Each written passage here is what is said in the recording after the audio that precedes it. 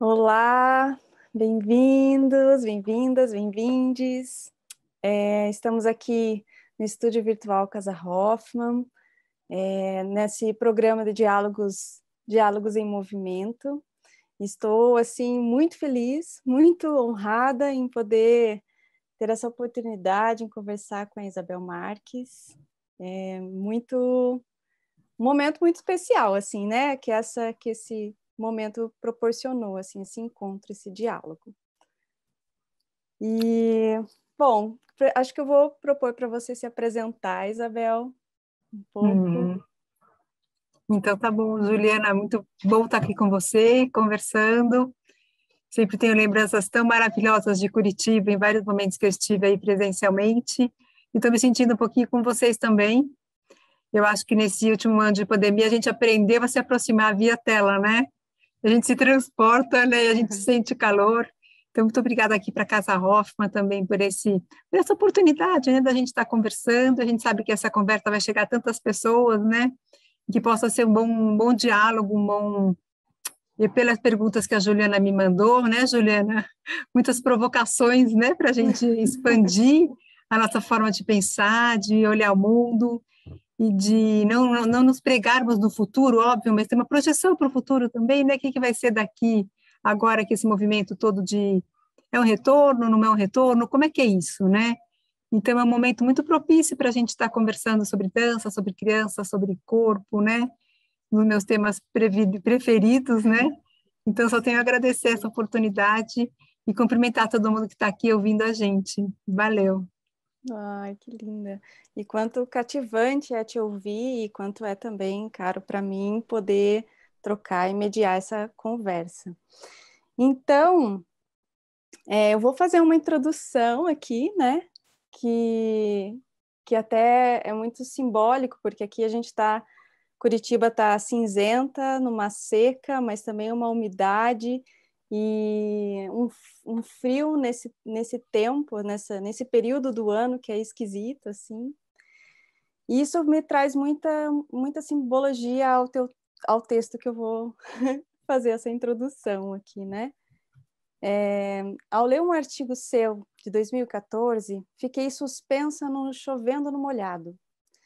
Então, você segue reafirmando o que há mais de 25 anos nos apresenta lindamente, ou seja, o que a dança tem a oferecer para a educação, e atualmente para o que a educação tem a oferecer para a arte. Também cunhou o termo artista-docente, propondo o hibridismo destes papéis, ou seja, aquele que numa mesma proposta dança e educa, educa dançando e dança educando. Desbravou corajosamente o campo de ensino de dança na escola, onde muitos de nós tivemos amparo, tudo isso sem perder de vista o imenso esforço em investir na construção de um pensamento de corpo integrado, em compreender a criança sendo corpo, corpo lúdico, corpo crítico, corpo relacional e corpo cidadão.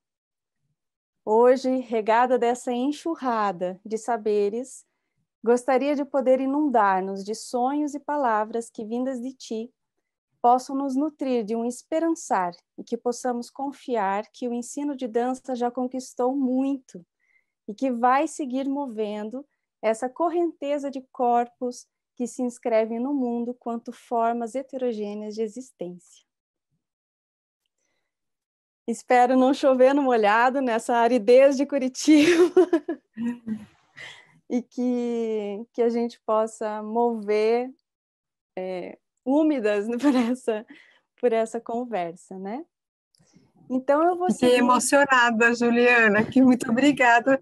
Parece que passou uma historinha da minha vida, assim, sabe, na cabeça. Que emoção, muito obrigada. Que gente, que generosa a sua introdução. Muito obrigada mesmo. Que linda, imagina. Para mim também é recíproco.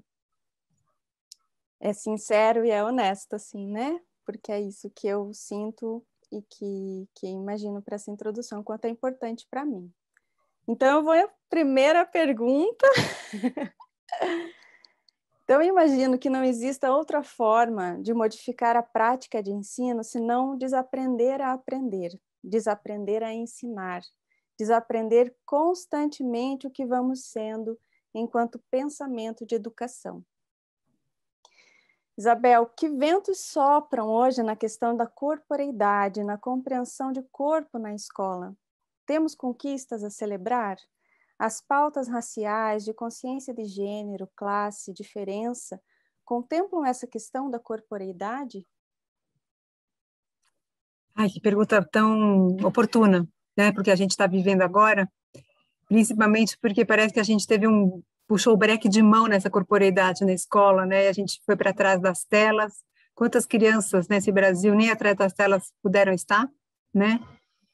E uma discussão assim imensa em relação às crianças pequenas, que a gente sempre falava, sai de trás de frente da tela, vamos fazer outras coisas, vamos brincar, vamos dançar, vamos jogar.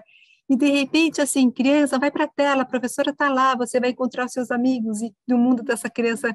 Então a gente ficou nessa corda bamba, né? Incentivo ou não incentivo, porque sem as telas também era a única forma das crianças estarem se comunicando. Agora estamos num outro processo, né?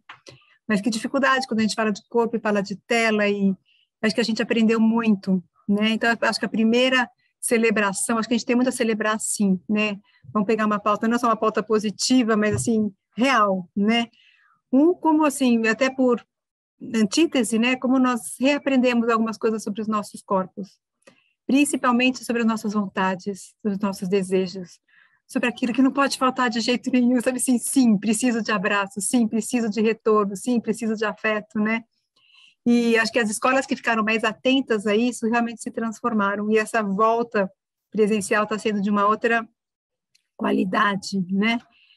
Mas vamos pensar um pouquinho num período pré-pandemia, ou desse período que você fala, né, lá atrás, de 2014, aí eu fui para 1996, quando eu defendi doutorado, e fui mais atrás ainda, né, quando eu ainda fui fazer o mestrado lá longe, quando nem se falava em dança, né?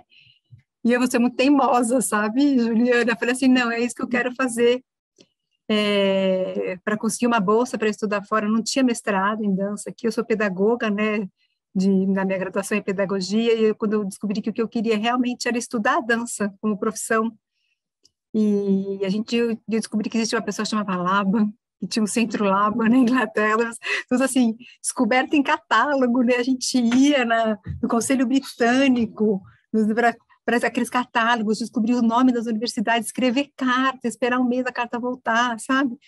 Isso talvez a gente, isso é muito louco, é muito maluco. E eu descobri que existia um tal de Laban, que existia uma outra forma. Eu já fazia dança há muito tempo, né? Era muito ligada no balé clássico, na Royal Ballet, que era o que a gente tinha na época, né? Como oportunidade, embora um privilégio, né? Lógico, poder estudar numa academia, né, particular e estudei no Cisne Negro, fiz os exames da Royal, mas que a gente sabe que tem alguma coisa que mobiliza, que não é só isso, né? E quando eu descobri que eu podia estudar dança de uma forma integrada à educação, lá atrás, em 89, né? De lá para cá, uma estrada imensa, né? De pessoas cruzando, atravessando, e a gente fazendo essas descobertas. Então, eu acho que a gente tem muito a celebrar, sim, primeiro pelo mais simples, né? Quando eu fiz essa pesquisa em 87, na Faculdade de Educação ainda, que era o que hoje é equivalente ao TCC das graduações, né? Não tinha esse nome, mas eles queriam um trabalho mais consistente. E eu conto essa história várias vezes, eu não sei se quem está me ouvindo aqui já ouviu essa história, mas eu estava terminando o estágio supervisionado e eu encanei que eu ia falar sobre estudo de ensino de inglês na escola, né? Sei lá onde eu tirei isso. O fato é que eu ia para a escola e ficava tão desanimada, achando assim, o que eu estou fazendo aqui, ensino de inglês, né? Essas coisas de escola, aí uma amiga conseguiu umas assinaturas da diretora, sabe, para postar que estava fazendo estágio e não estava, um peso da consciência, aquela... Fui conversar com a professora, falei, Estela, estou ajudando o estágio, não é isso que eu quero fazer, não quero fazer inglês, não quero fazer nada disso.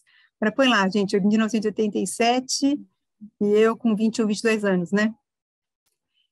E essa professora, eu gosto muito de falar o nome dela, né, que eu nem sei onde ela está agora, Estela Piconesa, Isabel, do que você gosta? Falei, eu gosto de dançar, Estela. Eu falei, então vamos fazer um trabalho de estágio supervisionado, né, que seria esse trabalho maior. E a gente foi pesquisar, ela me ajudou muito nisso, não tinha uma bibliografia na área de dança, os programas estaduais, tinha aquele grande Verdão, né, que era o programa curricular, às vezes aparecia uma dança, assim, lá no fim do teatro, lá no fim da educação física, né. Então, assim, a primeira celebração, acho, de todas eu acredito, e eu sou muito positiva em relação a isso, que a dança definitivamente está contemplada nos currículos nacionais, estaduais e municipais. Embora a gente saiba que, às vezes, como São Paulo, as experiências ainda são pontuais, na Bahia essas experiências são bem mais amplas. Outro dia eu fui numa banca em Porto Alegre, né? Porto Alegre tem um número imenso de professores já dando aula. Independente dessa oscilação, né, em cada cidade do Brasil, outras pessoas nunca ouviram falar de dança, mas como um todo, Juliana, eu vejo assim, passo sem volta, sabe? Já está no imaginário das pessoas, a dança pertence à escola, ou existe uma dança que pode ser ensinada na escola, ou a escola pode gerar oportunidades de dançar, né? E eu acho que, assim, então, essa é uma primeira conquista e eu acho que inabalável. Até agora, vou dizer, a base nacional, né, a gente tem muitas críticas da base nacional, como ela foi construída, o que está se pedindo de dança, mas a dança está lá. Não sei, não precisa, né? Quando eu escrevi os parâmetros curriculares nacionais, né, essa é uma outra história, né? Muita gente já ouviu, mas eu gosto de contar direto, porque, assim, eu fui convidada para escrever o capítulo de dança. E eu falava para a Heloísa Ferraz, né, eu era super moça. Heloísa Ferraz estava coordenando o PCN, Parâmetros Curriculares Nacionais de Arte. Olha, eu aceito. Olha que metida, a Juliana falava assim, mas tem algumas condições, né? A primeira condição é que a parte de dança tem que ter o mesmo número de páginas de artes visuais, música e teatro.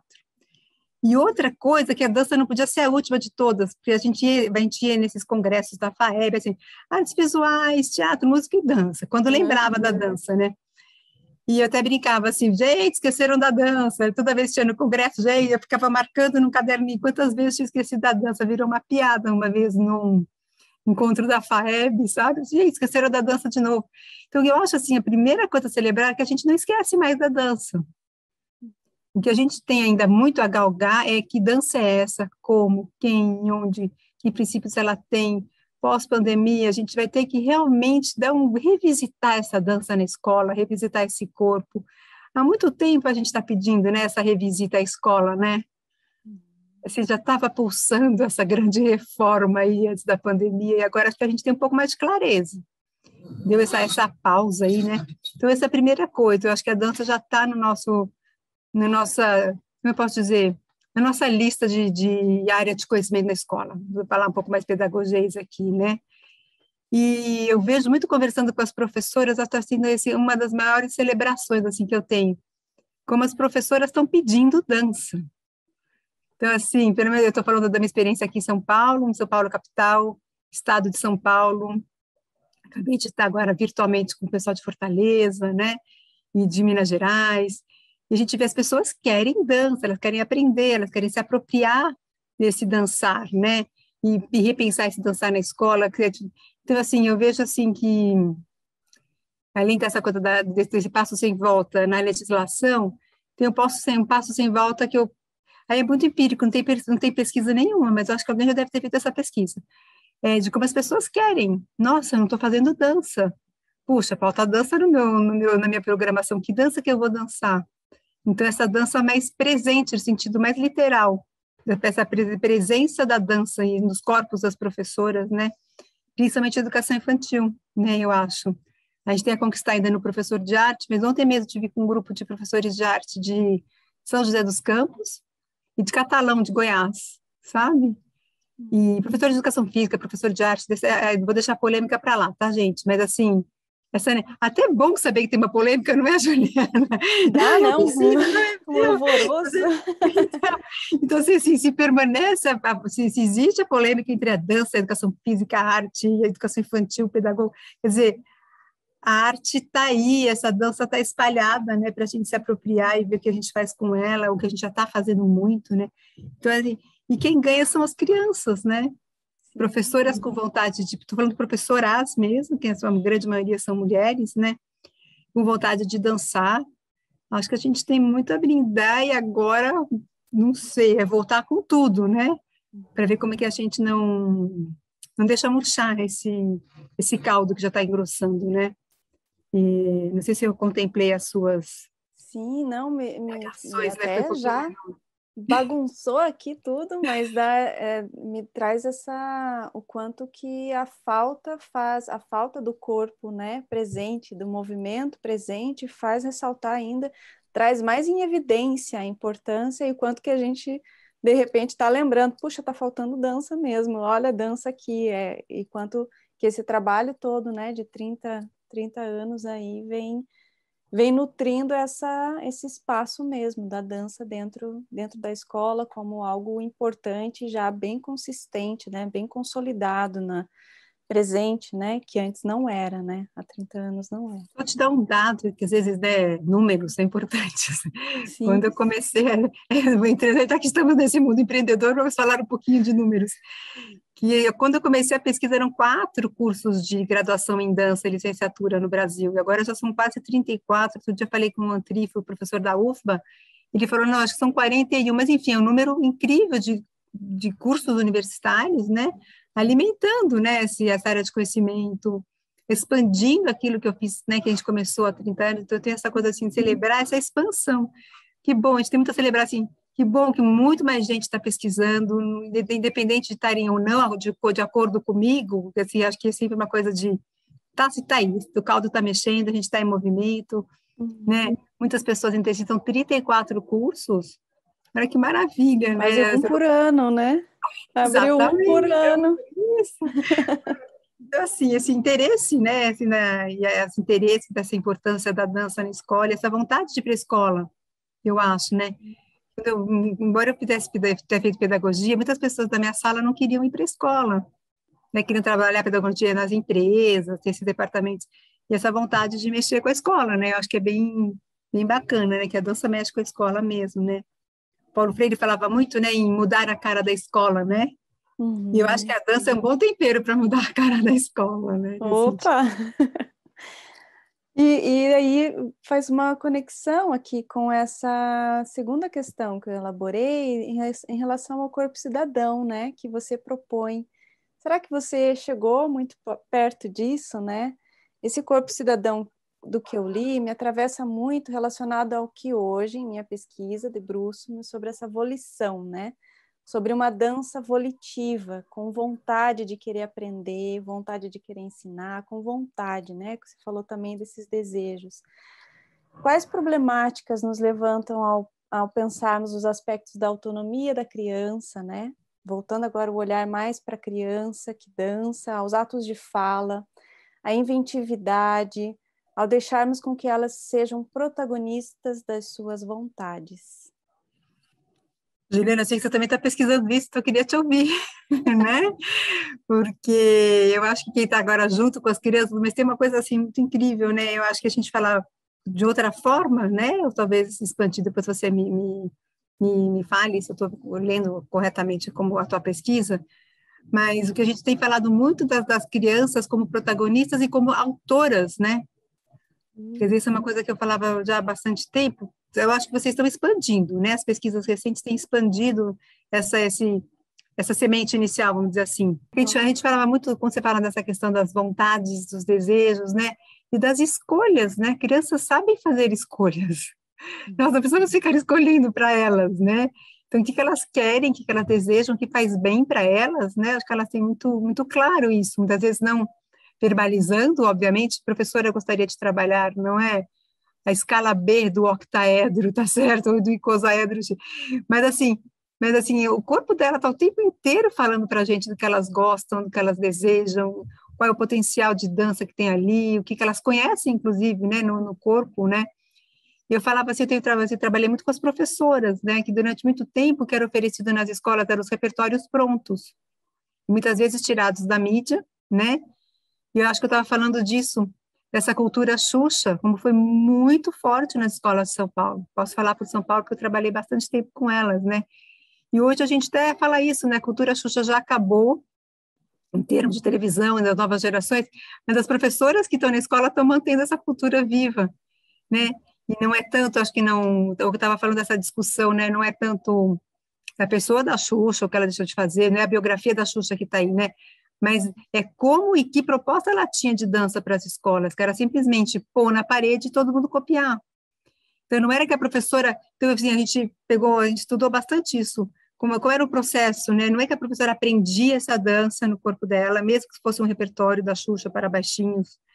E esse corpo da professora é que trabalhava com as crianças, Não, eles punham a projeção da Xuxa na parede, todo mundo, todas as crianças em fila, copiando essa parede, uma imagem, né? Então, eu acho que isso a gente já está com uma consciência bem maior, de que não é, talvez não seja tão interessante. Ou se for, como eu vou trabalhar isso, né? A gente tem sempre essas coisas, não, mas eu trabalho contextualizando, criticando, né? Tá, mas tem muito pouco dessa escuta dos corpos das crianças, que vem não só do verbal, mas principalmente do dançar com elas, né? E quando você falou lá a introdução do artista docente, né? São duas experiências muito fortes, e uma delas que eu falo para as professoras, vocês são artistas docentes. Artista, Isabel, como artista, não que eu sou artista. Não, mas vocês dançam com as crianças. Você sobe na cadeira com as crianças, você vai para o chão com as crianças, né? Quer dizer, é nessa experiência corporal com os adultos que as crianças também aprendem muito, né? Independente da corporeidade, né, do adulto. A gente fala muito isso hoje, eu acho que é importantíssimo, né? Como é que é esse dançar no seu corpo? Não estou falando como é que é a sua técnica, não estou falando como é que está o seu abdômen está acionado ou não. Isso é lógico que, à medida que a gente vai entrando no mundo da dança, a gente percebe a importância do abdômen acionado. Não pela estética, mas pela força, o que isso vai te trazer em termos de potencialidade. Mas até as professoras pedagogas começaram a entender que o que mais importava era esse dançar, essa disponibilidade para dançar, sabe, e algumas professoras até desafiavam, por que você não faz uma dança e apresenta para as crianças? A gente fazia coisas do curso de formação, por que você não dança? Professor, gente, eu tenho uma dança para vocês hoje, e se as alunas estiverem dançando, depois essa pesquisa toda nossa, né, com o Caleidos, com a companhia de dança, desde 96, da interatividade, sabe? Então, acho que eu estou ali, olha, eu falei, mas eu ainda estou nas conquistas a celebrar, né, essa vontade que eu tenho das professoras de estarem dançando. Entender essa dança autoral, entender essa escuta, e esse grande potencial de criação das crianças, né?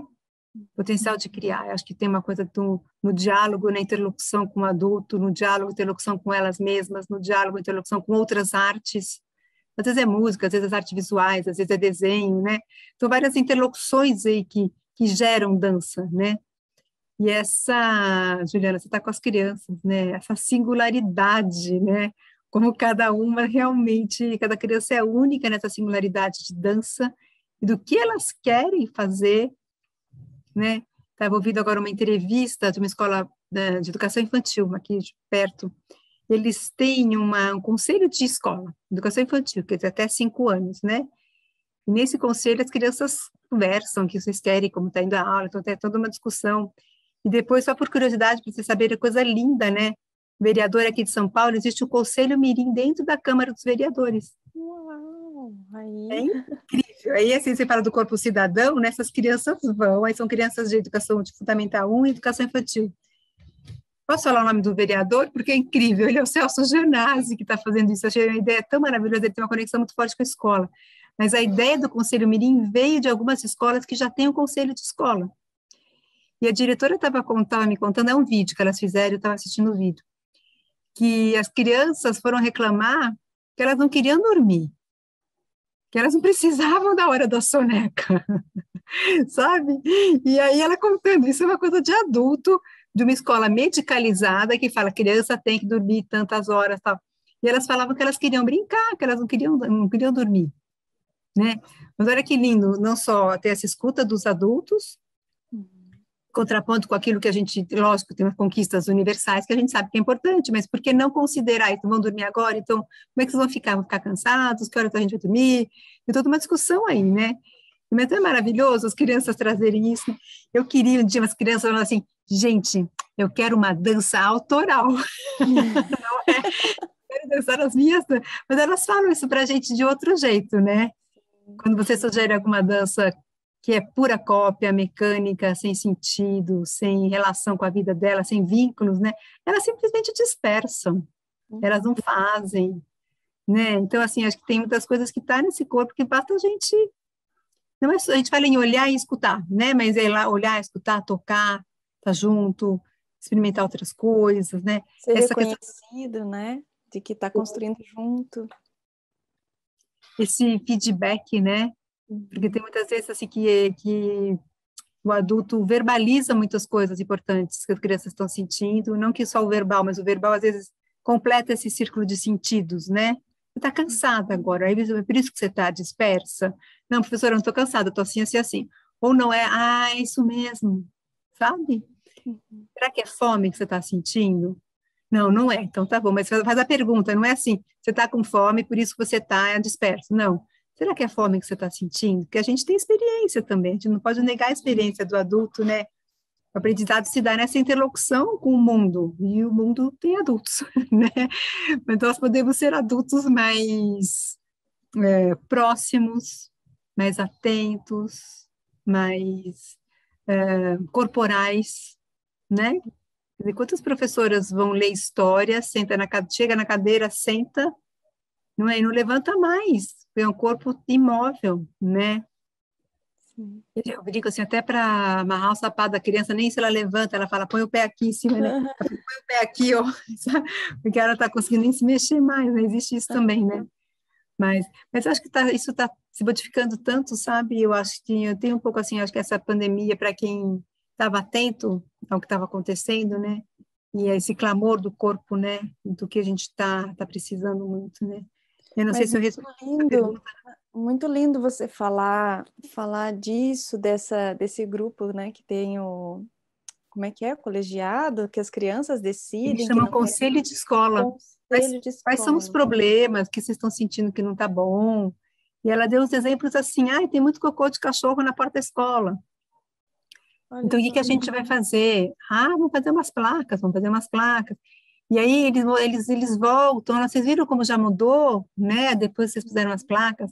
Então, tem umas questões assim de cidadania muito específicas, muito explícitas. E eu acho que a dança mexe talvez com questões de cidadania não tão explícitas. Uhum. Mas o corpo é cidadão, né? Não, e é lindo pensar nessa coisa do espaço. Hoje a minha filha foi no restaurante, foi pegar o álcool, e o álcool,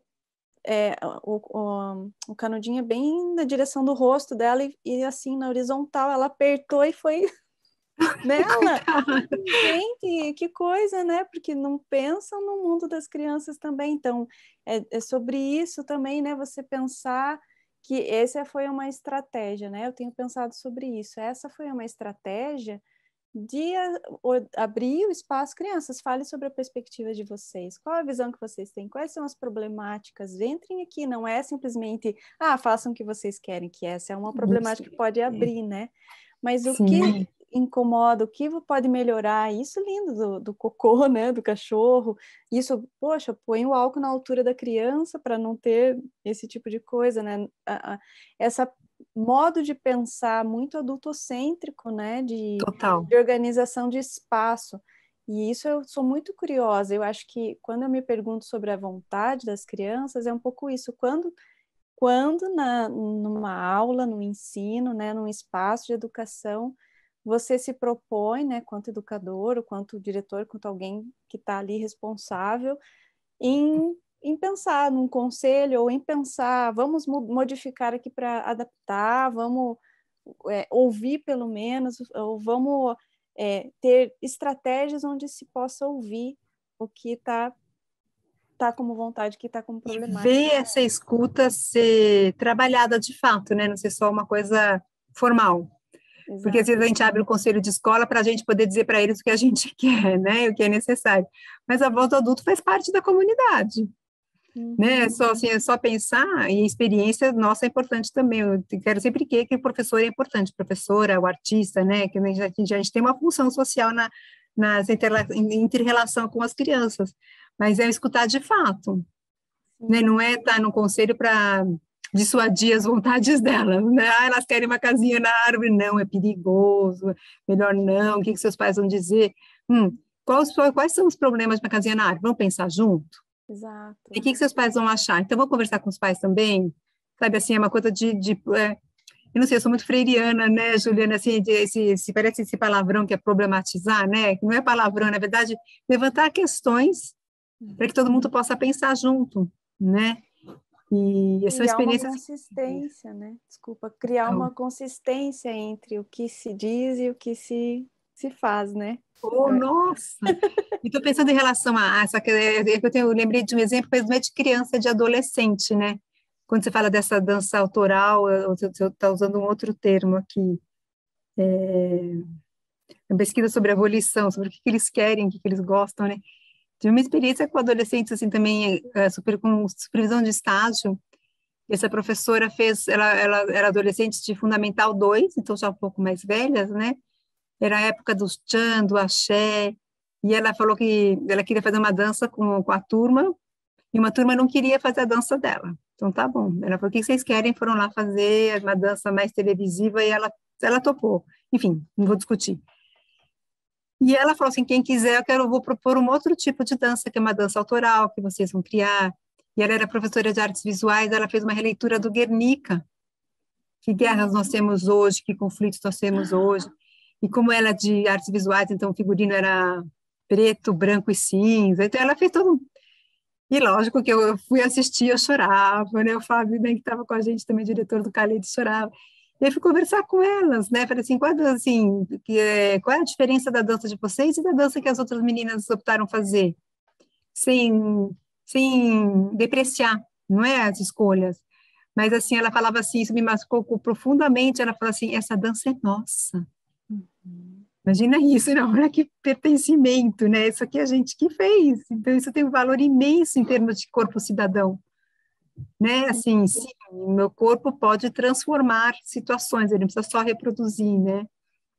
E acho que isso fica muito claro, mesmo que não seja explicitado verbalmente, né? E eu acho que as crianças, assim, muitas vezes esse verbal está tão desenvolvido, obviamente, mas a experiência corporal tem que ser muito significativa. Porque é a partir daí que ela vai se compreendendo, né, nessa relação com o mundo, com as outras crianças, com os adultos, com o meio ambiente, né? É nesse diálogo de corpos, né? Que é um mega desafio para a gente, né, Juliana? Como é que a gente tem danças e que a gente precisa ela de aula, ou como artistas também, né? Esse diálogo corporal. E eu tô até me... Não, é isso aí. Acho que a gente tem muito a aprender com as crianças nesse sentido, de confiar no corpo. Sim, meu corpo está... É porque elas confiam, porque é uma fonte muito segura. E é incrível, né, que a gente, adultos, a gente não confia nessa fonte que a gente tem, que se chama esse corpo, né? Você tá enjoada, não tá bem, não quer entrar para palestra, você fala, eu comi uma coisa pesada. Comeu pesado nada, sabe? Tem muita coisa aí, confia no que seu corpo tá te falando, né? Tá bom que você comeu pesado, tá? Mas a gente sempre tem que tentar maquiar, né, esse corpo, que o corpo tá sabendo, né? E a criança não tem isso, né? Acho que tem tanto a aprender com ela nesse sentido, né? Então, assim, a gente trabalha muito, Juliana, com interatividade, né, no Caleidos. Não sei se você já assistiu algum dos nossos espetáculos, mas, assim, essa pesquisa já agora, estamos fazendo 25 anos agora, uma coisa linda. E a interatividade é sempre isso, como é que a gente chama a pessoa para dançar, sem ter que falar, oi, vem dançar comigo. É incrível, porque é aí que eu vejo como as pessoas não confiam no corpo, porque o nosso corpo de artista está dizendo, sim, eu estou te convidando, você quer entrar? E elas ficam assim, é para eu entrar? Né, assim, você quer a confirmação verbal o tempo todo, né? Isso é muito, muito característico da idade adulta, você tem que ter a confirmação verbal, né? Pensa no que é o amor, né? Assim, você me ama, diz que me ama, escreve uma carta dizendo que me ama. Quando a relação já está super afetiva, me abraço, relação gostosa, né? Mas é verdade que tudo a gente tem que ter essa confirmação, né? E a criança nem sei. E às vezes é um adulto repetindo uma certa infantilidade, né? Precisar confirmação, enquanto que a criança só sente, só flui, né? Só responde. Entendeu que isso é amor, entendeu? Ela sabe, ela entendeu que isso é amor, não precisa confirmar, né? Exato. E essa confiança no corpo, sabe? Eu acho, e é uma das grandes contribuições, eu acho, da dança. Não só da dança, a dança não salva o mundo, né? Mas é uma das grandes contribuições, quando você fala, estou voltando, eu dei uma volta, mas chegando nessa questão da abolição, né? Você confiar nas suas vontades. Sim, estou com vontade. Sim, essa é a minha escolha. Sim, isso é interessante, né? E ter esse diálogo com os adultos que estão fazendo a mediação, né? Mas é muito lindo também quando as crianças dançam entre elas, né? Vivo dizendo assim, gente, vocês acabaram de fazer acabei de assistir um espetáculo. Nossa, Isabel, jura? Eu falei, juro, não tem nada mais lindo assim que a gente fica assistindo, né? faz a proposta e eles estão ali dançando, criando, mexendo, falei, que espetáculo, né? Não, imagina que espetáculo, às vezes cai nesse padrão do espetáculo no palco, com cortinas vermelhas, bordadas de dourado, né? Que sobem, e aparece a Brilho. Cinderela, né? Brilho, que também é espetáculo, eu sei, mas assim, essa coisa mais convencional, né? Como é que eu posso achar que uma criação na sala de aula é espetáculo, né? E eu, Isso é são muito lindo. Você falar também por essa, até pensando assim, a dança, né, como o imaginário que ela constrói e a educação, né? Eu tenho muito pensado sobre essa educação conclusiva, né, que ela precisa ter um acabamento. Tenho pensado sobre a educação do inacabamento, né, de ter caminho, é percurso. E aí eu volto a olhar também para a dança. Se a gente está sempre ensinando dança para o espetáculo de final de ano e que a criança só reconhece que a dança que ela produz é para aquele momento lá da cena, do palco, e que tem que estar perfeito, que às vezes vai ter frustração porque não vai ser responder o imaginário que ela tem, que às vezes esse imaginário é algo que alguém falou e que ela constrói e não está dentro da vontade dela, né? Está dentro de um imaginário que ela está respondendo de Isso, outro. Juliana, você está trazendo uma coisa super importante, né? O quanto nós construímos vontades, Exatamente. necessidades, como professor. Por exemplo, eu estou falando mais de academia de dança, em escola, eu nunca vi isso. Nas salas de aula, não sei se você fez academia também particular, eu não sei onde você se Isso. formou, mas as fotografias dos grandes bailarinos, outras companhias, então você está numa escola que tem uma companhia de dança, então ali só tem os monstros sagrados, e a primeira vez que você entra numa sala de aula, você vê, eu lembro de ver a Margot Fonteyn, na minha época era a Margot Fonteyn e o Nureyev, os dois, né? E isso foi construindo como onde eu deveria chegar. Então foi uma construção também da minha vontade e virou um desejo. Não sei, não vou nem dizer, e nesse caso até sim, porque vira um desejo inclusive legítimo, Uhum. né? Porque é estrutural, né? Porque exatamente, e aí a gente pode, e o quanto a gente pode desconstruir essas coisas na escola, porque a escola não está comprometida com os Nureyev e com a Margot Fonteyn, embora eles sejam história da dança. Um dia a gente pode passar por eles, sim, porque o balé existe, eles existiram, a Margot Fonteyn era filha de brasileiras, né? Tem toda essa história ainda por cima, né? E, e a gente fala, ela é filha de brasileiro, né? Então a gente gostava de ver. Mas é muito interessante isso, porque primeiro, assim, como a gente constrói esse imaginário do que é dança, e eu estou falando do imaginário do balé, porque na minha época era muito forte isso, mas a gente tem tantos grupos agora, né? De o que você quer fazer, eu quero um grande festival de hip hop, de danças urbanas, dançar naquele teatro maravilhoso aí de Curitiba, como é que ele chama, de 3.500 pessoas, e ser ovacionado, né? Você vai criando essas coisas, né? E que isso pode ser, mas não que seja a construção do desejo para todos, cada um tem um desejo.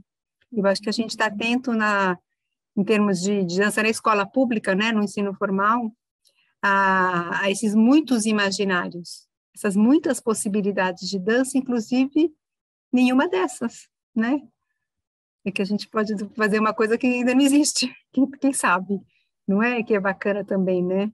São só, ou trazer esse mundo da dança, da história da dança como referências, né? Exato. Não como chama?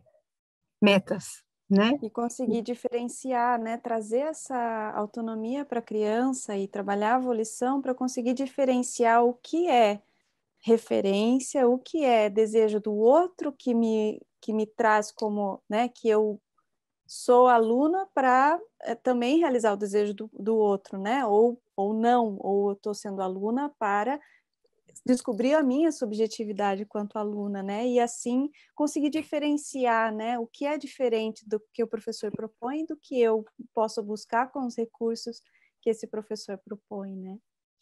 E você está trazendo uma coisa, a gente está falando de dança, mas isso seria para quase todas as áreas de conhecimento, né?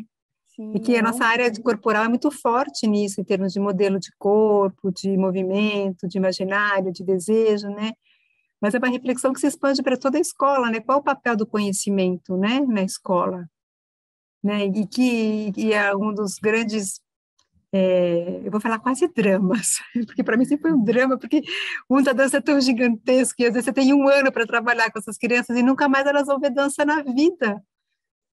Nós estamos ainda nessa realidade, salvo alguns estados do Brasil que já tem outra.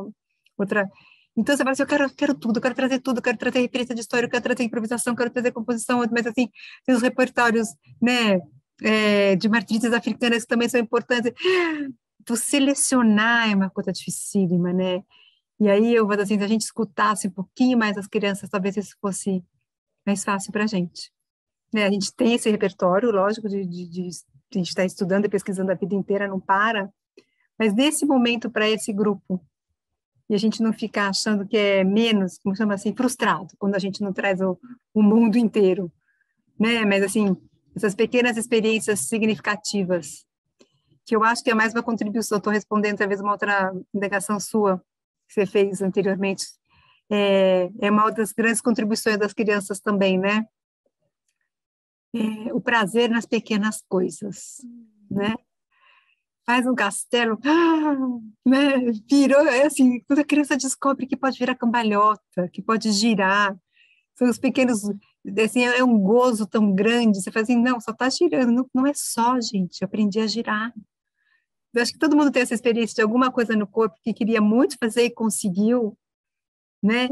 E às vezes é uma coisa muito aparentemente pequena, mas o como a gente pode tirar prazer e presença das pequenas coisas, né? E aula de E dança com saber, né? crianças. E conhecimento mesmo, porque é nessa percepção dela se ver, né, construindo castelo, e que aquele castelo foi ela que construiu, e assim amplia e tem um saber ali, né? Muito. Você Pronto. falou que você tem filha, né? Dois É, filhos. 2 filhos. Não é uma delícia quando eles descobrem que eles podem andar? Aham. Lembra assim, por exemplo, com a minha filha, a gente assistiu, assim, eu não quero me estender no exemplo, mas a prima entrou andando no meu apartamento. E ela estava segurando no sofá de pé, mas segurando no sofá. Ela olhou a prima andando, saiu andando atrás. Então a gente viu esse momento, foi um grande privilégio, né? E o prazer, gente, a risada, a alegria, sabe? Eu não sei se a gente tem esquecido, sabe? Não é autoajuda, não, mas os pequenos prazeres corporais são importantíssimos, né? Porque eles nos situam numa presença, né? Saborear Estamos esse fenômeno, né? É um fenômeno. exatamente isso. E o professor saborear esses fenômenos em sala de aula com todas as crianças e dançando. Adolescentes também, né? É que a gente vai se bloqueando um pouquinho, né, em relação à expressão do prazer daquilo que a gente faz, né? Eu acho que a escola aí não tem contribuído, historicamente, não tem contribuído muito, sociedade não tem contribuído muito, porque às vezes você tem prazer nas pequenas coisas e você é um babaca, sabe? Ai, que babaca, né? Ou você tem medo de ser ridículo, essas coisas. E quando a gente poderia incentivar mais isso, né? Você gostou? Eu também gostei, tá muito legal, sabe? Algumas coisas assim, né? Ou dança junto, sabe? Eu sempre penso assim, às vezes o retorno não é verbal, mas a pessoa, com a criança, começa a girar e você vê que ela está em êxtase, começa a girar junto com ela. Isso já está dizendo que você está vendo, que você percebeu, que você gostou, né? Como é que a gente pode envolver mais esse corpo junto, né? E que é maravilhoso, né? Uau, demos uma volta aqui. Temos! Eu acho que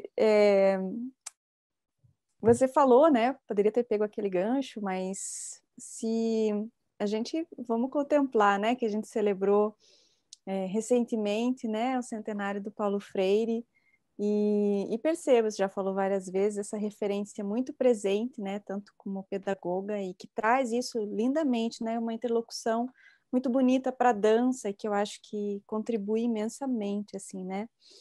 E o que hoje você percebe que tem sido contemplado, ou que aspectos ainda existe muita resistência para, como sociedade, assimilarmos na prática as contribuições desse grandioso teórico da educação? Ai, legal, né? Você sabe que a gente tem conversado muito sobre Paulo Freire, mas assim, o que ele escreveu, o que ele falava, e a gente agora com o centenário, né? A gente tem 3, 4, 5, assim, a gente não está dando conta de tanta live, de tanta entrevista, de tanto simpósio, de tanto congresso, né? Mas é bom que vai ficar tudo registrado, porque como está sendo tudo virtual, não é? A gente pode ainda, a gente vai saborear isso durante muitos anos ainda, é o que eu estou guardando, eu estou fazendo a minha lista, né? Porque pessoas muito interessantes que conviveram, né, com Paulo Freire, falando dele. Então, especificamente da dança, ele não tem nada escrito até onde eu saiba que ele escreveu sobre dança, né? Mas a gente sabe da posicionamento dele em relação à arte, né, o potencial transformador da arte. Ele começou os círculos de cultura, né, os primeiros círculos de cultura de alfabetização, né, ele chamava de processo de alfabetização ainda na década de 1960. Ele trazia pinturas de artistas, né, eu vi uma dessas lives em Pernambuco, que ele trazia isso, o Brenan fazia pinturas para a discussão, né, que ia os círculos de cultura, discutiam a imagem, depois da imagem passava para a palavra e tudo isso. Então, ele dizia que essa convivência do Paulo Freire com os artistas é de longa data, né? E ele falava muito que não pode existir um mundo sem ética, sem estética e sem justiça, né? E a gente se pega nessa questão da estética, né? Ele falava da belezura, da boniteza do mundo. A gente está sempre atento à boniteza e à belezura do mundo, né? Como sabores essenciais para a nossa vida, para a nossa convivência, né? E para a transformação do ser humano e da sociedade. Né? Então, isso era muito forte nele. Então, quando eu tive esse privilégio, assim, imenso, né? Voltando do meu mestrado, encontrei a Joana Lopes na Unicamp, ela falou assim, você fez dança, né? Eu falei, fiz. Ela falou assim, então, estou trabalhando na prefeitura com o professor Paulo, né? Eu falei assim, nossa, que intimidade, o professor Paulo, ela deu conhecer muito, né? E a Joana era do departamento de dança na Unicamp, mas ela respondia sobre teatro, né, na prefeitura, e depois mudou a equipe, a Joana não ficou mais com a gente, mas eu fui convidada a trabalhar a dança. E, na verdade, era justamente para tentar fazer um pouquinho essa ponte, né, com uma equipe imensa, né, de qual seria a visão freiriana sobre a dança na escola, né? Isso foi antes do meu doutorado, né? E a gente foi trabalhando justamente esses processos que a gente falou um pouquinho aqui, né? Entender o ser humano como um ser que cria, né? Que a gente expandiu um pouco como um ser que cria, que escolhe, que tem vontades, né? Tudo isso, né?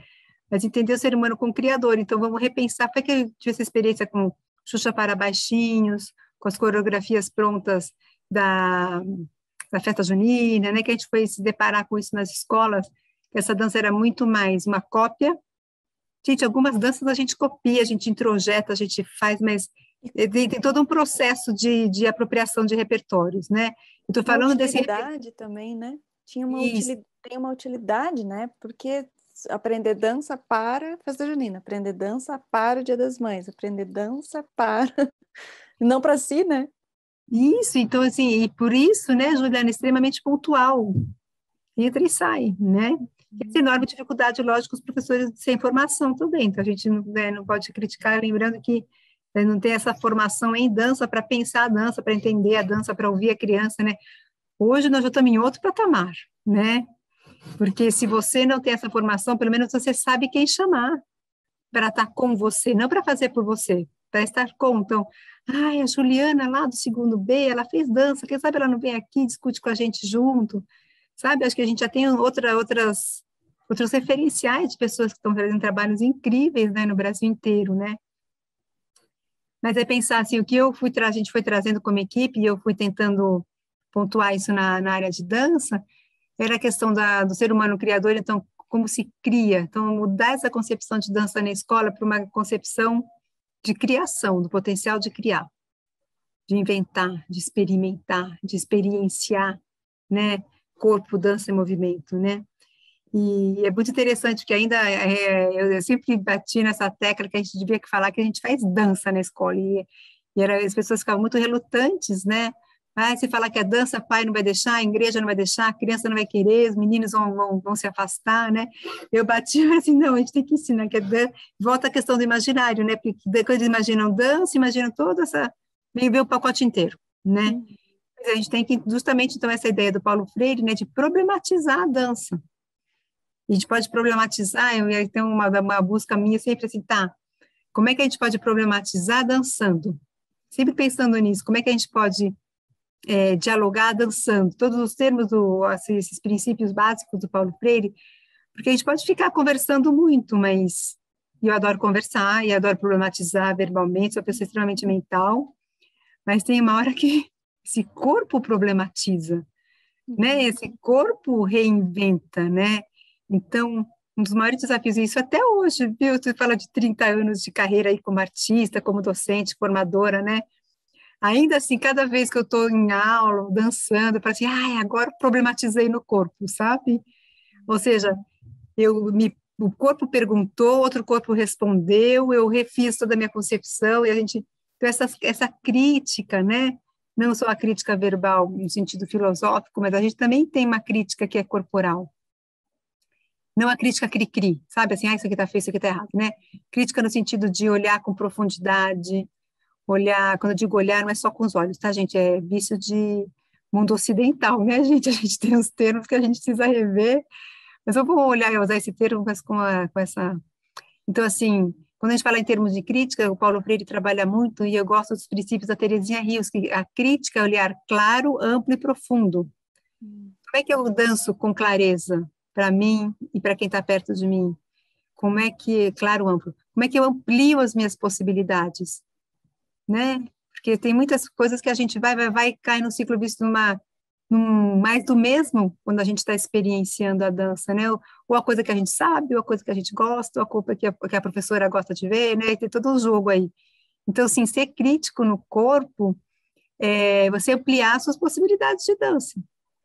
Por exemplo, se eu só gosto de repertório, vamos tentar fazer improvisação. Se eu só estou na improvisação, como é que é um repertório, de vez em quando, aprender uns passos de outras matrizes, de outros lugares, né? Então, assim, olhar com clareza, amplitude e profundidade. Profundidade. E a gente tem tanto conhecimento agora, pesquisas mais desenvolvidas para a gente entender o corpo, entender o movimento, não é? E aprofundando nas suas sensações, das respostas do outro em relação àquilo que você propõe. Então, o que eu digo assim, que é o mundo anti-neoliberal, né? Porque o neoliberal é vapt-vupt, pronto, aquilo que você falou, fim de ano, faz a festinha, e já vou passar para outra coisa, recebi aplausos, a minha escola foi pontuada, eu fui promovida, né? Esse mundo, infelizmente, está invadindo a escola mesmo, né, gente? Da escola pública, a escola particular, a academia, aos estúdios privados, né? Então, acho que, quando a gente fala de crítica, eu gostaria de ampliar essa ideia. Como é que é isso? Como é que a gente fica trabalhando? A gente fala assim, uma pesquisa um pouquinho mais contínua, né? Mas a gente tem essa pressão, porque os editais, né, Juliana, não sei como é que está agora no Paraná, mas assim, os editais querem sempre esse ineditismo. Sesc quer sempre o ineditismo, nós já vimos, não vamos ver de novo. Mas foi uma apresentação só, não tem problema, né? Isso também com palestra é muito assim, com curso, já viu. Então, eu adoro quando assim, estou voltando para Curitiba, que coisa boa, porque agora a gente vai poder aprofundar um pouquinho mais, a gente vai poder expandir um pouquinho mais, a gente vai poder... E isso é ser crítico, né? Agora, pense em ter você como bailarina, artista e pesquisadora, que você é, eu sei, isso demanda um tempo e um espaço diferente e diferenciado.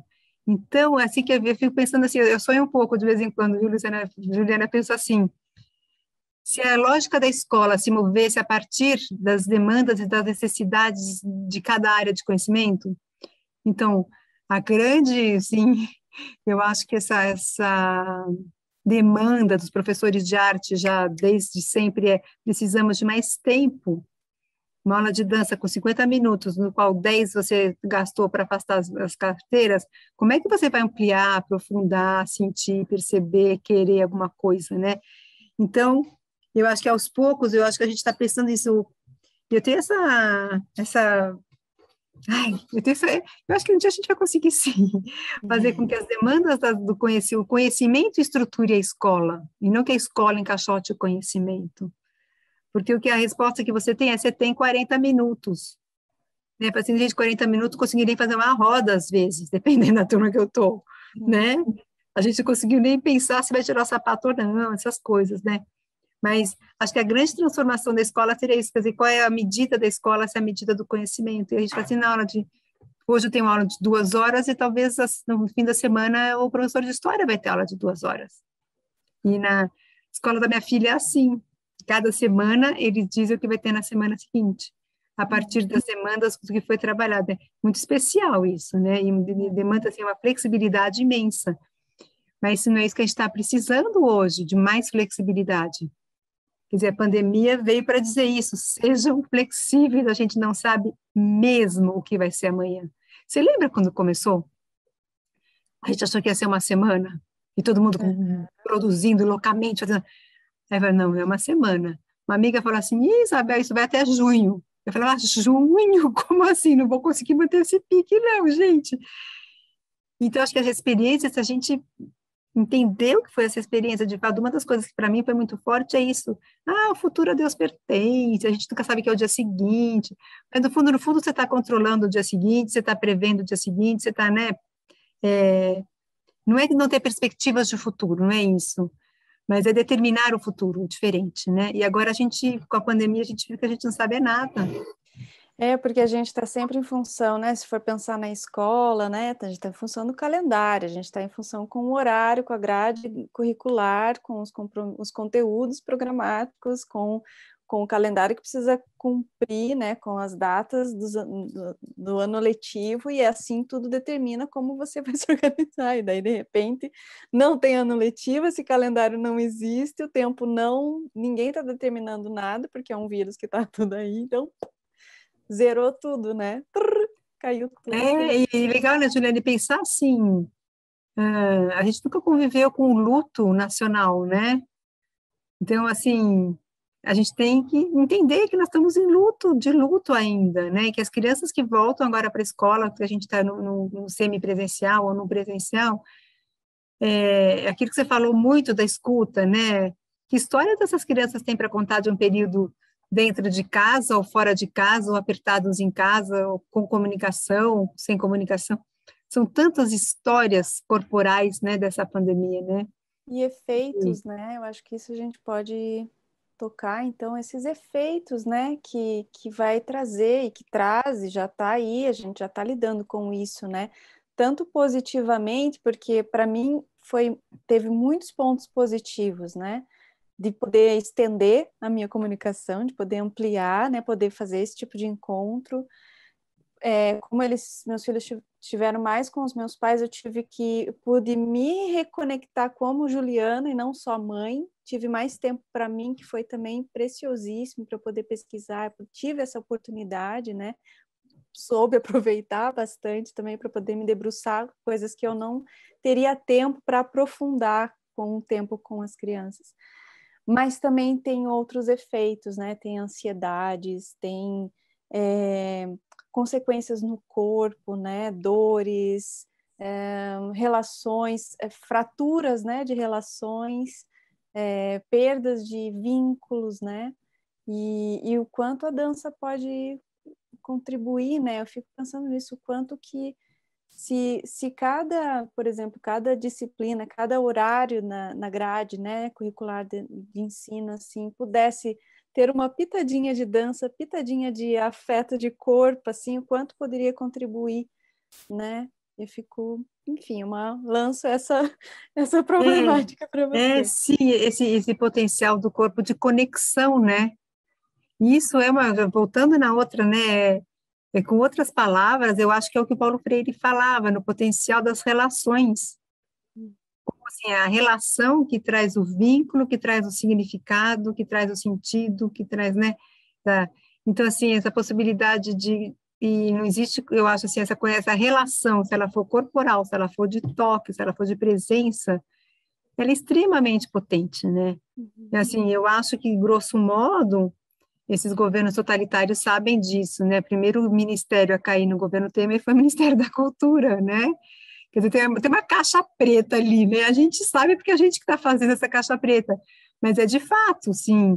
Se você está falando desse potencial da arte, do corpo, da dança, para o ser corporal mais ainda, né? De conexão, de relação, e a partir do momento que eu estabeleço relações, eu tenho consciência de mim no mundo, né? Paulo Freire falava muito isso, né? Consciência, como é que você se insere no mundo.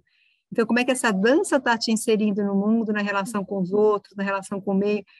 Então, isso, assim, é extremamente revolucionário, né? E é muito potente. Então, a gente não pode desistir. Assim, o que eu sinto muito, você falou da pandemia, tem essa coisa assim, nós não estaríamos aqui se não fosse a pandemia, né? Provavelmente a gente estaria em outro tipo de relação, mas essa não. Então, isso para mim também foi muito maravilhoso, sabe? Em conectar com pessoas do Brasil inteiro, e está entendendo o que está acontecendo em cada canto, né? E principalmente descobrir formas de estar se conectando e se relacionando. Para o Freire falava muito dos princípios, né, da relação, do diálogo, que a gente falou agora, da criação, da crítica, da problematização, como é que a gente faz isso na tela, né, Juliana? Assim, no primeiro semestre, eu falei assim, gente, depressão, ansiedade, tudo junto, como é? Parece assim, a nossa profissão acabou. Aí fala, as pessoas falam, ai, não, não é assim, você não sabe, tudo que a gente faz é corpo, é toque, é respiração, é estar junto. E aos poucos isso foi virando uma motivação, né? Vamos então ver como é que a gente se comunica na tela, como é que a gente pode se relacionar na tela, mas fazendo uma outra coisa, não substituir a falta que o corpo faz, que o contato faz, né? Quer dizer, insubstituível, né? Acho que essa clareza a gente tinha muito, né, no começo. Não, é insubstituível, mas dado que isso está posto, como é que a gente faz essa pesquisa para que, em algum momento, a gente pode continuar online? Acho que a gente vai continuar com muitas... Abriu essa porta de comunicação, né? Por exemplo, pegar muito acadêmico, né? Exames de qualificação, né? Que sempre falava assim, ah, você viaja para cá, você perde 3 dias viajando. Perde não, porque eu sempre não ganho, mas a gente não tem nada para te pagar, mas você deixou de dar aula aqui para poder... Ah, a qualificação dá para ser online, né? Defesa não, porque defesa tem festa, a gente tem que fazer festa junto, né? Quero lá também. Então, mas eu acho que tem uma coisa da gente agora semi-dominando esse universo, né? A gente acha que vai conseguir expandir um pouquinho possibilidades, né? Nessa questão da relação também, né? Entender Outro como ganho.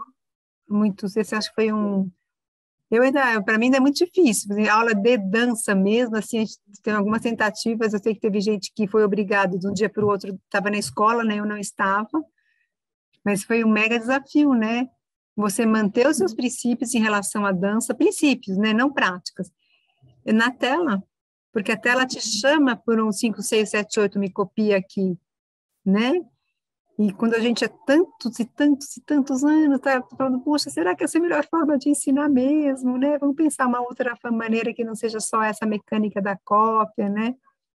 Mas quando a gente viu é interessante, né? Como a gente abre mão, a gente lança mão, não abre, desculpa, a gente lança mão de recursos antigos, né? De novo, vou chamar para a sua Juliana mãe aqui. Não tem umas horas assim você fala, estou desesperada, não sei o que fazer. O que a minha mãe fazia? E vem um flash e você faz, porque você está num vazio e você tem uma lembrança da sua mãe com você. E às vezes a gente faz isso sem crítica nenhuma, crítica no sentido de pensar, poxa, mas será que é isso mesmo? Eu senti um pouco isso no início da pandemia. A gente lançou mão de recursos muito antigos da dança na hora que deu vácuo. E agora já tá outro processo. Tem muito curso de improvisação, muito curso de educação somática, as pessoas se descobrindo, né, nessa possibilidade, né? Que eu acho que revelou muito esse lugar onde, embora quando não é imensurável a potência do encontro de corpos, mas quando você está imerso em entender ou construir conhecimento, né, ou construir conhecimento de si, acaba que se você está sozinho e com essa informação, você não tem outro caminho a não ser lidar consigo mesmo, né? E mesmo num ambiente de encontro, é em si o que o conhecimento acontece de diferentes formas. Não vai ser achando que o outro aprendeu, você aprendeu igual. Então, isso eu achei que deu um nó, assim, uma reviravolta de você ter que lidar com o que você aprendeu e se olhar mesmo, né? Se entender mesmo, se questionar em si, assim, achar um jeito de melhorar, se adequar àquilo, assim. E como é que a gente vai não levar, né? Não estou arrumando o termo, trabalhar essa experiência presencialmente. Que eu estou assim, uma das coisas que eu tenho um pouco de receio, vamos dizer assim, é que a gente fecha a janelinha da pandemia, agora pode tirar máscara e pode aglomerar, e a gente continua fazendo as mesmas coisas de 2 anos atrás. Sim. Nossa tendência é muito grande porque o mercado está puxando a gente para isso, né? Esse mercado ele é inexorável, né? A gente tem que começar a fazer muito essa crítica, né, do mercado, do neoliberalismo que tomou conta da gente da pandemia e que na verdade levou a gente para esse caos, né? Hoje foi a marca de 600 mil mortes subnotificadas, né? Isso porque a gente não teve uma política nacional, né, de saúde pública e deixou o país a Deus dará e cada um fazendo regidos pelo mercado, né? E, então a gente assim, quando é que a gente vai deixar, né, sabe, cair essa ficha? Sim, temos que mudar, sim, temos que propor outras coisas com esse aprendizado, né? A volta não é um relaxamento, né?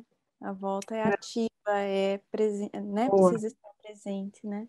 A Não volta é só nessa... embarcar naquele barquinho que estava ali passando, você saiu, teve a pandemia, você volta a embarcar no mesmo navio para continuar, né? Esse navio Mudou. afundou. Navio, a gente tem que esse navio afundou, para onde vão construir outro. E vai requerer muita força da gente, né, Juliana? Muito Sim. empenho. E aí eu acho que é mais uma das coisas para a gente aprender com as crianças, né? Sabe, assim, a delícia da novidade, né? Sim. Não do repetir, mas do criar, né? Da delícia da novidade. Que a gente possa se inspirar muito nelas, né? Esse ímpeto de fazer, de estar presente, né?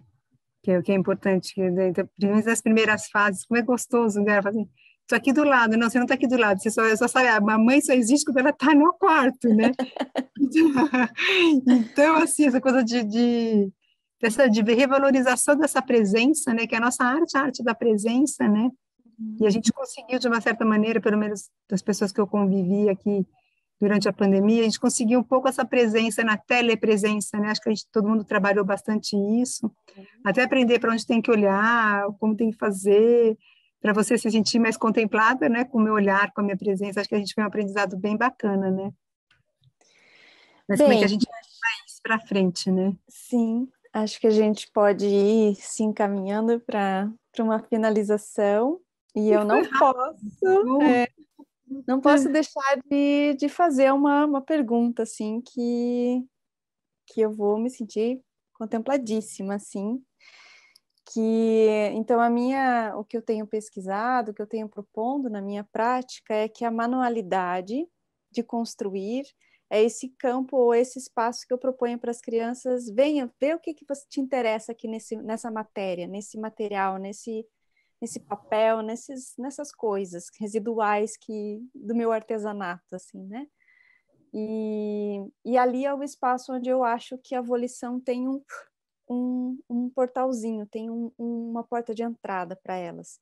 E aí, quando a manualidade vem nessa prática, eu entendo que eu me encontro ali como alguém volitiva, né?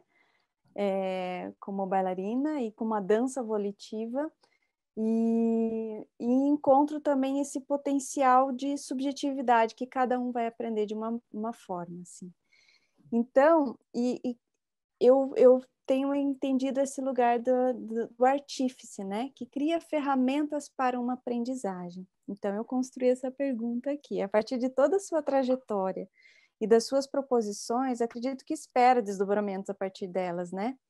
Hoje, aqui me sentiria contemplado se pudesse, a partir do seu profundo entendimento dos termos artista-docente, hoje debruço-me sobre essa artista que, para além de criadora e muitas vezes mal interpretado como reprodutora de técnicas, ouço pensar no artífice, aquele que cria ferramentas que antecedem as criações, como também dialoga no invisível com as demandas da sociedade. Caberia dizer artista, artífice, docente?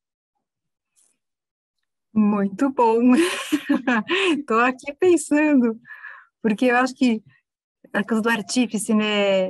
Eu gosto quando você fala não sei se eu compreendi o seu sentido das manualidades, né? Mas eu vejo muito o papel do artista, que é muito tão lindo, né? Cada criação sua é única. E às vezes você fala assim, nossa, mas Juliana fez isso, não tem nada a ver com o anterior, não, não tem mesmo, né? Coerente mesmo. Não precisa ter tudo igual, né? Mas, peraí, eu estava com o raciocínio que eu perdi, do artífice, né?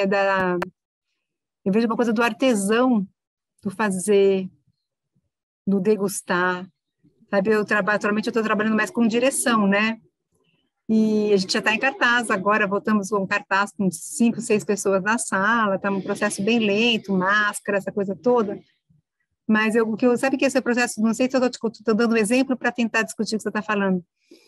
E as horas que eu mais gosto, quando o trabalho está estabelecido, tá? Então tá bom, a gente trabalha muito com improvisação em cena, inclusive, né? Mas a gente tem alguns princípios que regem a improvisação e a gente vai trabalhando isso em cena acima disso, né? Mas eu adoro, assim, estreou, e a gente continua ensaiando, a gente continua refazendo todas as cenas. Em cada cena eu paro e falo assim, será que aquilo poderia ser mais firme? Será que aquilo ficaria mais interessante se você fosse para o chão? Aí o artista, né, o intérprete dá a resposta dele. Ou seja, a coisa degustar. E parece que cada vez que você está na presença de uma cena, tem mais coisa, né? A gente vai fazendo, vai tricotando aos pouquinhos, né? E vai incorporando elementos. Aí você tem um retorno de alguém do público, então no dia seguinte a gente refaz de novo a proposta, dentro da grande proposta. Então eu vejo não sei se você está fazendo a distinção entre o artífice e o artesão, mas eu me vejo muito artesã da dança nesse sentido, né? Até porque a gente faz coisas para 5 pessoas, sabe? Às vezes você, como professora, está na sala de aula, você faz coisa para 15 alunos, 20 alunos e alunos e alunas, né? E você não vai pôr isso num grande show, no Alfa, e fazer, sabe? Então, eu estou vendo o artífice mais nesse sentido. Pode ser para pequenos grupos, pode ser significativo, não precisa ser grandes grupos, grandes números. Uma das grandes dificuldades, assim, acho que da dança contemporânea de ter patrocínio é porque não tem números, porque ela é feita nesse artesanato, nessa artesania, nesse cuidado, né? Nesse espetáculo, a gente trabalha muito com interatividade, né, Juliana? Então, eu vou olhar para você de um jeito, depende de como você me devolveu esse olhar, é que eu vou dançar. Não tem nada pré-marcado, sabe esse artesanato nesse sentido, né? De um processo com um produto que é um processo constante. Mas, assim, tem um momento, sim, que eu paro para chamar o público, né, mas acho que isso tem tanto a ver com a profissão da docência, né? Uhum. Tem muito a ver com a docência, né? Que você vai dar uma aula, aí você volta para casa tomada com as coisas que aquelas crianças, aqueles adultos fizeram. Eu lembro quando eu dava aula na Unicamp, eu tinha 1h30 de estrada para voltar de Campinas para São Paulo. E eu achava ótimo, porque eu ia acalmando, porque senão eu chegava em casa pilhada, porque tem tantas ideias que você já quer retomar, né, na aula seguinte, já que uma pessoa te deu uma ideia, você expandiu, você ouviu um sorriso, você fez um comentário, né? Então, eu vejo uma coisa do artífice aí nessa constância. É um processo constante, que às vezes você retoma esse processo, ele vira um produto, mas não do produto, grande produto final. Ele tem um contorno que você compartilha, mas a partir do compartilhamento você volta para esse grande processo, né? E eu vejo um pouco assim, agora está me vindo a imagem do bordado, está me vindo a imagem do tricô, sabe, dos artesãos, né, das grandes artesãs, né, já que somos 2 mulheres, né? E eu vejo muito isso no artista e vejo muito isso no docente. Talvez, Juliana, pensando alto aqui com você, a questão do artífice seja se entre o artista e o docente. Estou pensando alto, nunca tinha pensado para parar nesse tema, né? Mas essa artesania que vai talvez conectar o artista e o docente, né? De alguma forma, desse fazer constante, desse saborear, né? Vejo muito assim do artesão, aquele que saboreia, e do artista, aquele que encanta, né? Aquele que tem os grandes insights, né? E quanta gente, né, Juliana, tem um grande insight e abandona a ideia, porque dá trabalho. Depois que você fez uma grande descoberta, você tem que ir atrás dela e trabalhar muito, justamente para entrar naquilo que a gente falou, de aprofundar, de expandir, e com isso você ser crítico no dançar, né? Que você vai depois compartilhar com o seu público, com as crianças. Então você vai falar assim, faz uma dancinha aí, apresenta, tchau. Não, vamos voltar semana que vem, a gente tem sempre essa ideia de que criança não gosta de repetir. Tá, mas vamos fazer um movimento de novo, mas eu posso talvez pôr outra música, posso trazer um outro cenário, mas vamos trabalhar mais nessa dança, nesse sabor, né? E o que eu vejo muitas vezes, assim, quando você... Já trabalhei com muita gente, né, nesses últimos anos, né, Juliana? Imagina. E muitas vezes eu percebia que a pessoa não era artista, ela gostava de fazer aula de dança. Personalmente legítimo, mas não, sabe assim, você põe o refletor, de repente você vai se virar mais 2 centímetros para cá, vai pegar mais ali, não é mais interessante? Isso é essa coisa do artífice, sabe, assim, ou não, nós vamos fazer fora, vamos fazer na rua, não vamos amassar o papel, mas vai fazer barulho ou não vai fazer barulho com esse papel? Vai ser uma coisa mais repentina, vai... ou não, a gente vai dobrar o papel, sabe? E você fica lá horas vendo o que é melhor, se é dobrar ou se é amassar, sabe? Esse que eu vejo uma coisa, talvez esse elo de ligação entre o artista e o docente, porque tem muita ligação entre o ensino e a aprendizagem também, né? Mas eu me sinto muito artesã, muito. Até porque a gente não faz arte para grandes públicos, para televisão, grandes shows, nada disso, né? Nossa, 5 pessoas, eu devo te confessar que eu queria um pouquinho mais, né? Pandemia, mas é mais pela expectativa de uma volta de pandemia, vontade de ver pessoas, ver o espaço cheio de gente de novo, né? Mas conhecemos a artista, né, a Cláudia Mira, ela faz apresentação para uma pessoa, nem chama de apresentação, né, é o nome mais convencional, mas que bacana, essas aberturas que a dança contemporânea faz, e é bacana esse nome, e tem tanta coisa, né, para falar, obrigada, que eu disparei, né, Juliana? Mas pensando nisso, né, que a dança contemporânea trouxe essas possibilidades de muitos públicos, de diversos espaços, de muitas sonoridades, de pesquisa nesse sentido, mas de investigação nesse sentido, né? E que eu acho que, quando você fala em artesanato, eu vou lá para as corporações de ofício da Idade Média, sabe? Parece que é uma coisa antiga, né? E ao contrário, né? Existe uma ligação muito clara, muito grande entre o artista contemporâneo e o artífice, né? E entre humano, né? Ser humano, simplesmente, é construir na matéria, né? Coisas que se sentir produtivo e relacionar o corpo ao objeto, ao ambiente, e conseguir materializar aquilo, né? Eu tenho me debruçado muito nisso. E lançar aqui para mim tem sido até esse lugar de corpos impossíveis, corpos que talvez eu não veja como referências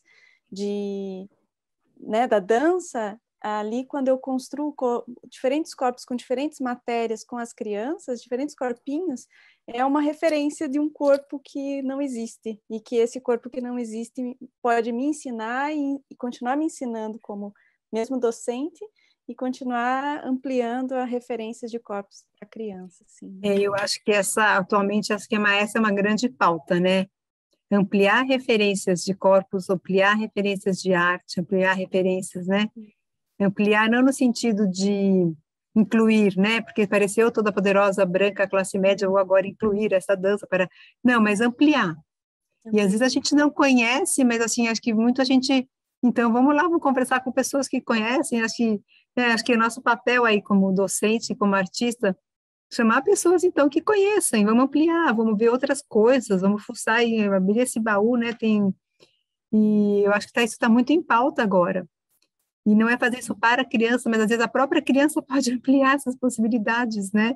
Pensando nas crianças negras, LGBTs, né? As mulheres e classes sociais diferentes na mesma sala, né? Como que a gente está dando escuta, fazendo uma escuta e percebendo esses espaços possíveis para todas essas pessoas e as suas, como você usou o termo subjetividades, né? Mas as suas danças, né? A gente fala muito, e a gente tinha falando das crianças e do imaginário, voltando lá no começo da nossa conversa, né? A gente deu o nome, uma época na prefeitura, a gente trabalhou numa escola, assim, a criança queria saber qual era o nome da dança que a gente fazia, né? Tem toda porque assim, uma amiga faz balé, a outra faz hip hop, a outra faz jazz, a outra faz o que a gente estava fazendo, afinal de contas?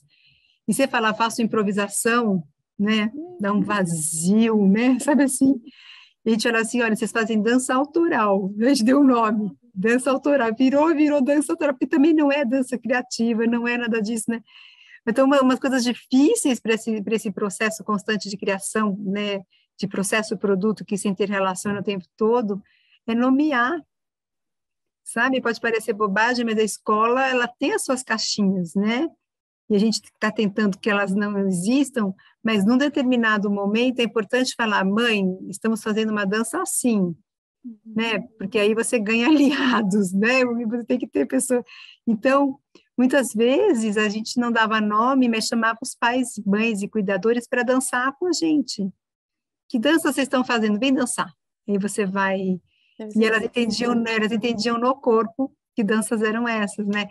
Então, eu acho que em termos de ampliação de referenciais mesmo, né, de outras matrizes de dança, outras possibilidades de compreensão de corpo e compreensão de relação, né, relação corporal mesmo, que acho que cada identidade, né, tem uma especificidade.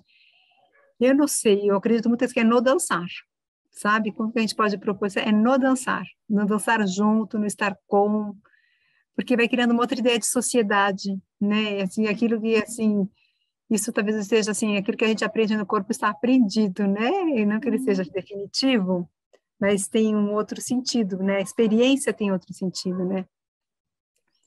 Então, quanto mais a gente puder dançar, não é dançar mais e falar menos, né? Mas dança, e aí a gente vê essa problematização está no corpo, essa criação está no corpo, essa crítica está no corpo, essa cidadania, né? Ela é corporal, né? E aprendi recentemente aqui com a pandemia um termo maravilhoso de algumas filósofas espanholas, que agora eu devia ter trazido a referência, mas eu não trouxe. Mas eu fico devendo para vocês. Mas o termo tá na internet, porque é muito novo, uma leitura muito nova ainda para mim.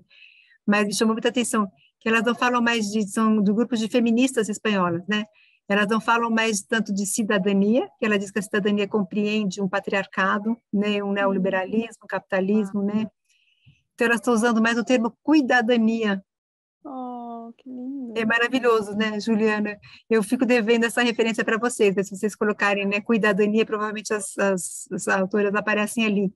Mas é para mudar essa perspectiva de olhar do cuidado, né, como uma relação de experiência, não só feminina, né, mas eu acho que a referência é feminina, mas uma outra forma de estarmos juntos e juntas, né, e juntos, que seria pelo cuidado, né, e não só pelo exercício dos direitos da cidadania, que assim, que tem tem um outro,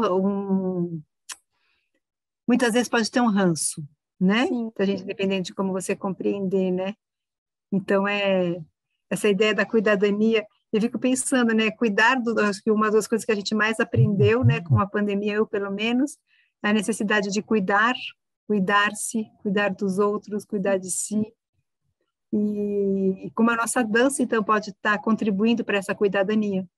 Isso que você falou, né, do aprendizado pessoal, que se dá em função desses múltiplos aprendizados, né, do convívio, né. Então, para mim, assim, virou uma palavra-chave, assim, a cuidadania, né? Com um contexto para a gente trabalhar bastante, né? Principalmente nessa volta, né? Que a gente vai começar a se encontrar de novo com lutos, medos, ansiedades, euforias, né? Como é que a gente pode trabalhar no processo de criação em dança esse cuidar-se, né? A gente até fez um pequeno vídeo, depois isso está na rede, no YouTube, do Caleidos, né, da companhia, no início do ano, que chama Cuidado, que a gente discute um pouquinho, né, pode ser uma dica para vocês assistirem, é bem curtinho, é bem legal também. Olha, ficaria muito mais tempo aqui, que riqueza de conversa, não teria muito mais questões para fazer, mas a gente tem um horário, e eu agradeço imensamente a generosa partilha, né, a proximidade dessa conversa. Fui contempladíssima em todas as minhas dúvidas, questões, problemáticas, conflitos e enfim, estou agradecida e é isso. Eu queria, Juliana, eu que agradeço as suas provocações, né? É tão gostoso quando outras gerações têm o que dizer e a perguntar e a contribuir, né? E a gente deixa da gente mesmo de ampliar e expandir aquilo que um dia a gente plantou, né? E que me senti muito contemplada, assim, a pensar muito, que delícia, né? De possibilidade, de estar pensando junto, de estar conversando, né? Eu acho que é dos grandes privilégios mesmo que a gente tem dessa possibilidade de estar junto e conversar e trocar, nem sempre concordar, mas assim expandir, me sinto expandida hoje, Eu né? também. Cuidada. E muito cuidada, muito obrigada, sem dúvida nenhuma, um grande privilégio estar aqui com vocês, e vamos plantar esses desejos, né, e essas vontades nesses momentos que se aproximam de grande transformação, né? Valeu, muito obrigada mesmo. Um super beijo. Beijão, valeu.